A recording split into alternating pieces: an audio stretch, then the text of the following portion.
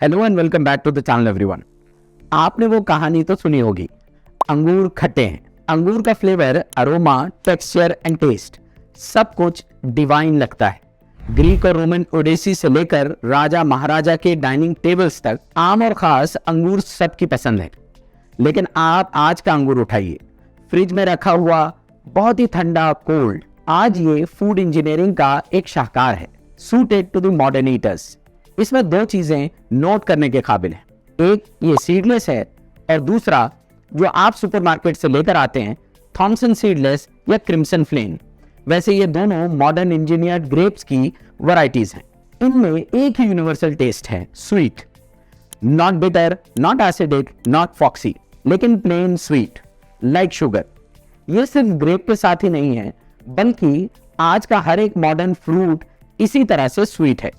चाहे आप red grep fruit ले लें या पिंक लेडी एप्पल, पपैया ले लें या ऑरेंज, सब कुछ स्वीट है। ये सारे के सारे इस वजह से हैं कि ये fruits have been carefully bred and ripened to appeal to the consumers who have been reared on sugary foods. सवाल ये है कि इससे प्रॉब्लम क्या है। फ्रूट्स और वेजिटेबल्स के कुछ हेल्थ बेनिफिट्स होते हैं, ये सब हम जानते हैं, लेकिन ये मौजूद होते हैं उनके अंदर मौजूद फाइटोन्यूट्रिएंट्स में।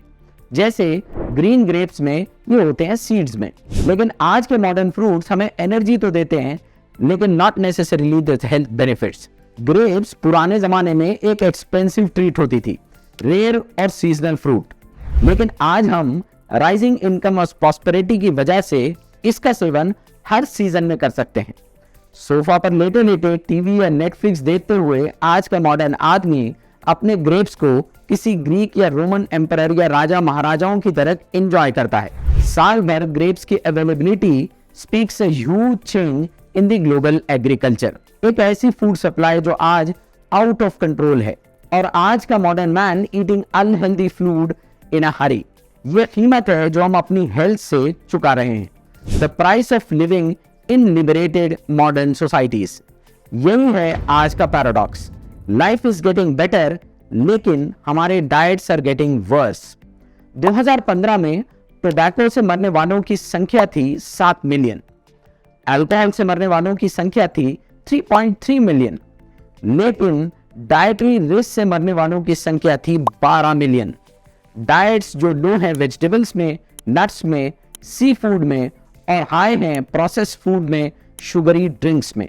ये हैं आज के सबसे बड़े विलन। अब आप ही कमेंट करके बताएं दोस्तों कि आज के इस मॉडर्न टाइम में तंबाकू और अल्कोहल ज्यादा डेंजरस है या ये processed foods and drinks.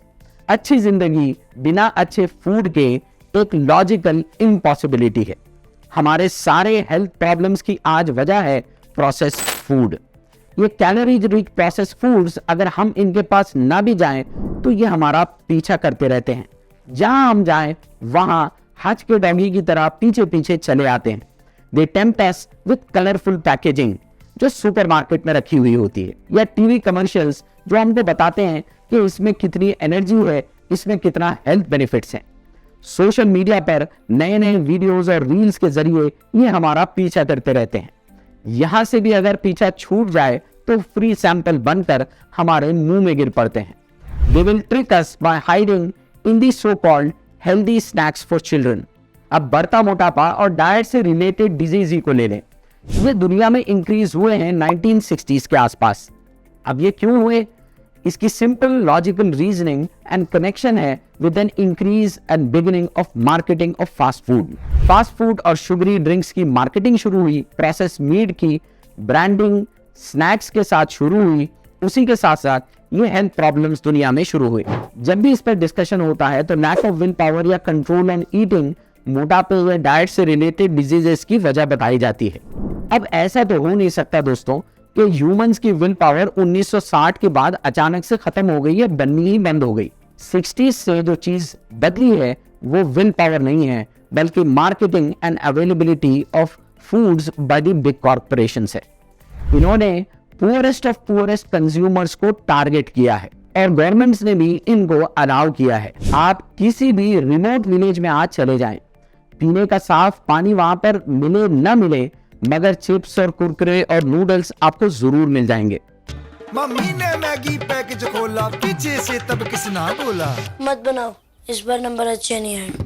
Multinational food corporations are aggressively targeting low-income customers in some of the world's remotest villages. ये बहुत ही नपी-तुली business strategy है, encouraging us to buy more food than we even intend or need. Locally sourced ingredients make our burgers truly Indian. बाकी लोगों की wealth ये भाड़ में जाए, और ये सब किया जाता है बड़े ही कनिंग अंदाज में। Flavoured food items and packagings पर कार्टून कैरेक्टर्स होते हैं। खरीदने में ये बड़ा मासूम सा लगता है जब हम अपने बच्चों के लिए ये स्नैक्स को खरीदते हैं। ये दुनिया का आज एक बड़ा मसला बन चुका है। इन सब से कैसे निपटा जाए, ये चिली से सीखा जा सकता है। 2016 में चिली ने सबसे सख्त कानून पारित किया against unhealthy foods. Chile has rolled out tough new food labeling laws to combat one of the highest child obesity rates in the world. Chile's health ministry estimates every other child, that's 50%, is overweight. A quarter of them are considered obese. The new law requires special labels for food and drink that have added calories, saturated fats, sodium, and sugar. There are also limits in marketing that food to children, and it cannot be sold in schools. 18% tax on sugar sweetened sodas.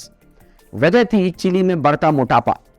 1980s में chilli में माल nutrition था, और 2016 के आते आते Chilean ministry of health के figures ने बताया कि 66% of the adult population is overweight and obese. नए चिलियन फूड लॉज ने सीरियल मैन्युफैक्चरर्स को अपनी पैकेजिंग से तमाम कार्टून कैरेक्टर्स को निकालने के लिए कहा। The move was very symbolic. Remove the illusion कि ये healthy and happy childhood के लिए फूड है। 2018 में न्यूयॉर्क टाइम्स ने एक हेडलाइन लगाई, Chile slays Tony the Tiger. We have much to learn from Chile। और चिलीज के इन लॉज के पीछे जो गाइडिंग फोर्स थी वो थे सेनेटर जूडियो जिरार्डी। जूडियो जिरार्डी पेशे से बच्चों के डॉक्टर रह चुके थे। वो आज के इन पैकेज फूड ड्रिंक्स में जो शुगर होती है उसके बारे में कहते हैं कि this is poison of our times. वो 2007 से इसके लिए कैंपेन कर रहे थे, और इसकी शुरुआत हुई 2014 में, जब पहली बार चिलियन गवर्नमेंट ने बच्चों के फूड आइटम्स पर वार्निंग लेबल्स लगाना कंपल्सरी कर लिया। जैसे सिगरेट के पैकेट्स पर वार्निंग लेबल्स होते हैं, अलग अलग वार्निंग लेबल्स लगाए गए। Warning high in sugar, warning high in salt, warning high in saturated fats। Chile से प्रेरणा लेते हुए बहुत सारे देशों ने इसी तरह के लॉज पास किए, पेरू, इजराइल, उरुग्वे। बात चल रही है कि आगे आने वाले दिनों में ब्राजील और कनाडा भी इसी तरह के लॉज पास करेंगे। अब आइए 2017 के कोपेनहेगन के वर्ल्ड फूड समिट में। इस वर्ल्ड फूड समिट में एक स्पीकर हैं, हरसिमरत कौर बादल, हमारी मिनिस्टर फॉर प्रोसेस्ड फूड्स। वो खड़ी होती हैं और इस कॉन्फ्रेंस से संबोधित करती हैं। यहाँ पर फूड एक्सपर्ट्स हैं, रिसर्चर्स हैं, एकेडमिशियंस हैं, बड़ी कॉर्पोरेशंस के लोग हैं। यहाँ वो लोग हैं जो ये फूड पर रिसर्च करते हैं। वो ये कहती हैं कि इंडियंस का अपना ताज़ा बनाया हुआ खाना जो फ्रेश वेजिटेबल से बनता है, इसको लेकर अटैचमेंट बहुत ट्रेमेंडस है। और वो ये कहती हैं कि इंडिया में आज भी 3 मरतबा घर का पका हुआ खाना लोग खाते हैं। ये बात को सुनकर सारे कॉन्फ्रेंस में मौजूद लोग एनवी करने लगते हैं, लेकिन जो वो बात बताना चाह रही थी वो आगे चलकर बताती हैं। शी सेज कि इंडिया में जो खाना बनता है, India only processes 10% of the food, जबकि वेस्टर्न यूरोप अपना 60% of the food processed food से लेता है। वो चाहती हैं कि यूरोप की तरह भी हमारे पास प्रोसेस्ड फूड आए। वो कहती हैं कि India is waiting for the foreign direct investment in processed foods. 1.4 billion की आबादी अनटैप्ड कस्टमर्स हैं, अनटैप्ड कंज्यूमर्स हैं फॉर दी प्रोसेस्ड फूड। अब आगे क्या होगा वो हम और आप खुद ही डिसाइड कर लें। होप कि आपको हमारा ये वीडियो इन्फॉर्मेटिव लगा हो, होप कि आपको ये पसंद आया हो। If so, do share it with your family and friends, do subscribe to our channel and press the notification bell icon so that you are notified whenever we come up with a new video. Hope to see you soon in the next video. Till then, thank you very much.